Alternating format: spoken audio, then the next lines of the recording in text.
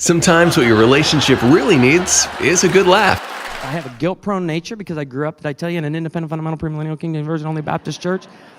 And so I was a mess, and I'll never forget one night my wife was in bed reading a book on how men think. It's not a real thick book. You can read it in about a night. And as she was reading this book, she was turning the pages, and I could tell she's getting more and more mad.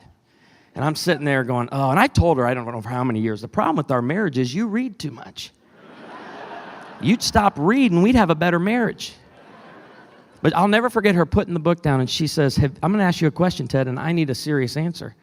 I said, yes, ma'am. She goes, have you ever struggled with lust towards another woman? Now, let me teach you something. Okay, you start by acting as though you didn't hear the question. Okay? Huh? Have you ever struggled with lust towards another woman? Tactic 2, you act as though you didn't understand the question. What do you mean? Then I knew we were going there. She says, I'm going to tell you what, I have learned something about how men think, and she goes, no one ever taught me this. Again, she grew up in a home that taught her about purity, but not marriage. She goes, I didn't understand how guys thought, but I'm going to tell you this, Ted, I will be your only fantasy. And there's a Hebrew term for that. Do you know what the Hebrew term is, my friend? The Hebrew term is bound, bound, chicka, chicka, bound, bound.